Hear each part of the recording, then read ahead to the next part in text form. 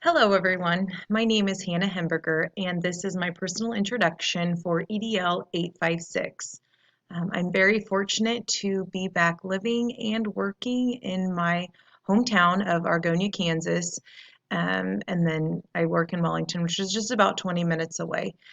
Um, I just got to spend a full 5 days with my entire family. I have 10 brothers and sisters, and so it's very rare that we all get together, as I have siblings that live in Colorado, but they all came home for Christmas. And this picture up here is one of all of my nieces and nephews with my mom and dad. So I love spending time with them and kind of turning them into the kiddos that they are now. We have been very busy remodeling and adding on to our house. This is a picture of our new bathroom. We've spent probably since September working on an addition and remodeling. And it's not all complete, but it's definitely getting there. So things have been a little stressful with school and work and remodeling and everything, but it's coming together. And it's been quite an adventure and a challenge in and of itself. This picture over here is a picture of me with my boyfriend and his two kids, Erilyn and Trace. And we are big Chiefs fans. Aaron has been a diehard forever. I just became a Chiefs fan when I started dating him, so I'm kind of a bandwagoner. But we enjoy spending time watching them.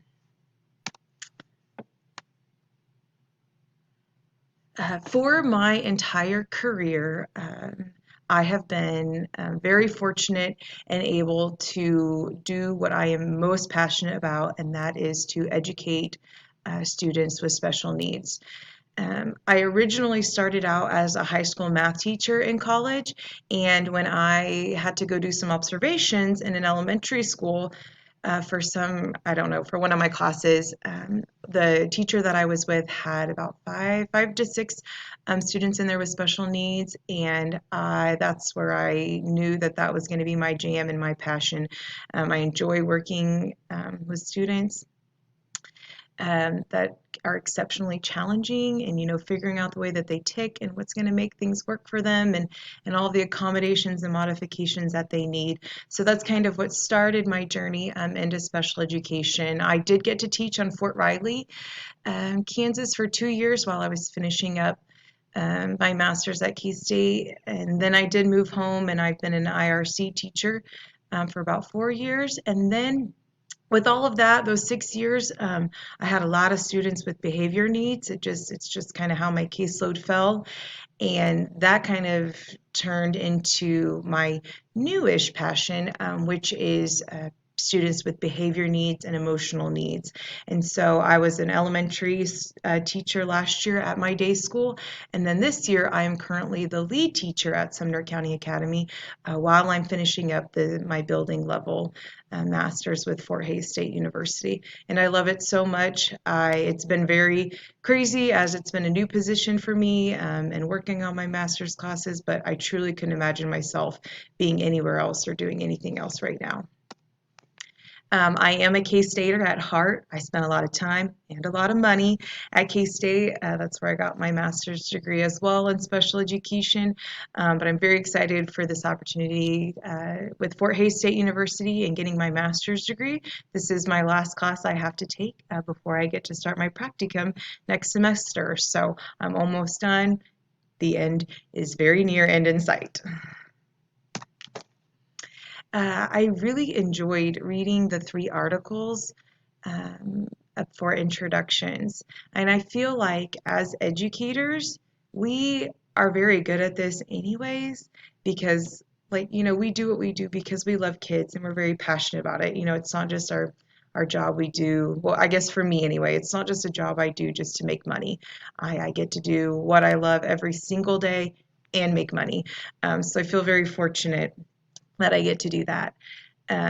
So when I was thinking, through those 3 articles, and what really stood out for me in how to introduce myself as a building leader is just to be very passionate, which I am anyways. That's just me in general.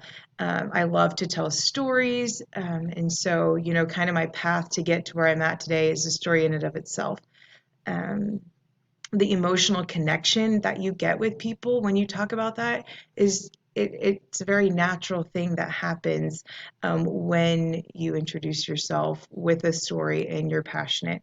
I love to tell people what I do, what I do slash who I am, because we're supposed to do that. But I love to get to talk about it and to tell them about all the things that I see and the problems that I get to solve, which is another big thing that stood out for me as far as introducing myself. I get to work with kids with very severe needs, and I get to really put things together and help my teachers put things together to make sure that those kiddos are successful in their education environment, and then that helps them in life as well. Um, so that in and of itself, I feel like is exactly how I would introduce myself as a building leader. And I'm very fortunate that this year, this position of lead teacher um, within my co-op, that I get to do this, and it's an admin position, kind of, as I'm kind of like an interim principal with that. So I get to do both. At the same time, I get to do my classes and learn and apply my skills on the job. As far as communication goes, oral communication is my most frequently used. We have IEP meetings, and we try to have those in person if possible. With how things are now, we do them via Google Meets, but we do certainly try to have parents come in, and same thing for parent-teacher conferences.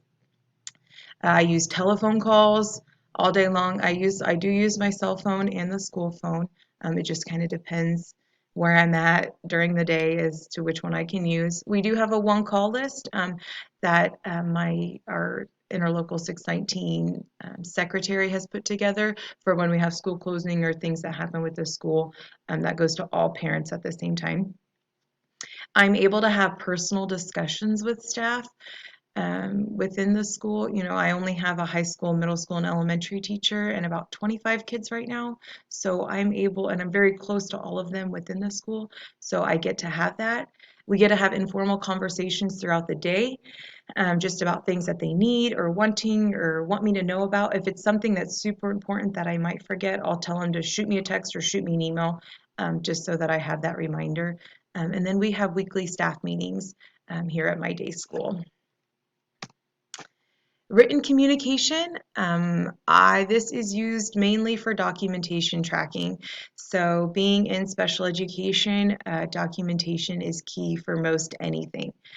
Like I said, I do love to talk to my parents, though, in person and on the phone. I feel like that is just, it's a very personal way to communicate with them.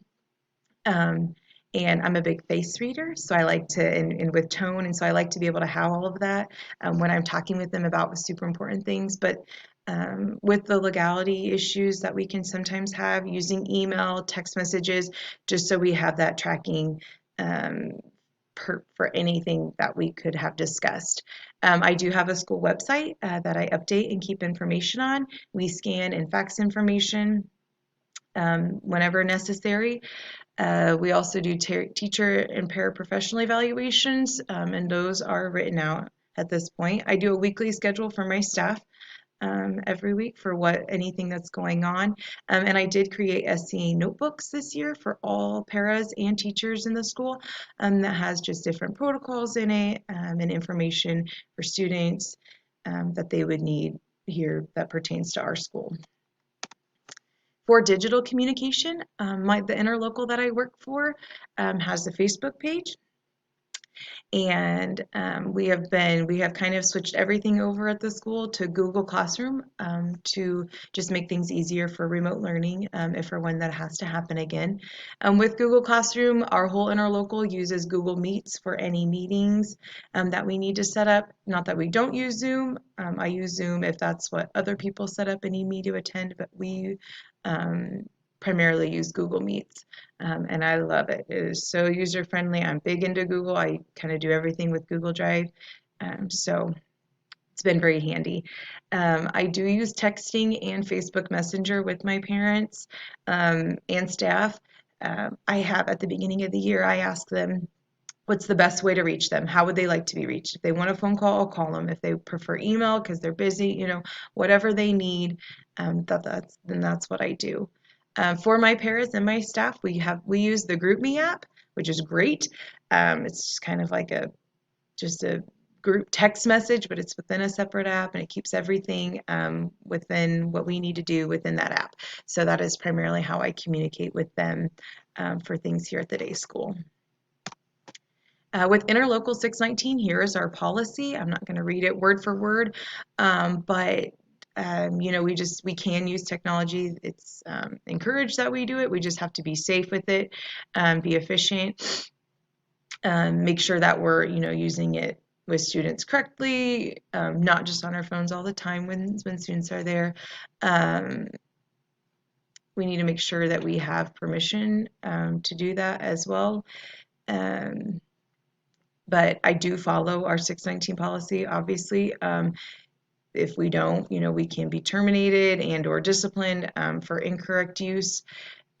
But, we do use cell phones. We have computers that are checked out to us. We have school phones that we use as well.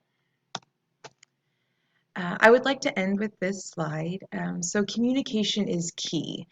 And as I've stepped into this lead teacher admin role, my teachers and paras have told me that's like one of the biggest things that they love that I do is I communicate with them. I make sure, the people that need to know about certain things know about them. And I just try to keep everybody on the same page. Doing that makes them feel included and important, and then they're not blindsided. We have to cover for each other a lot here in my school. And so, making sure that they know about things ahead of time is very helpful for if they have to get pulled into a situation that they necessarily wouldn't, and they kind of already know what's going on. And then I'll say it again, successful buildings have successful communication as well. So thank you for listening, taking the time for my presentation.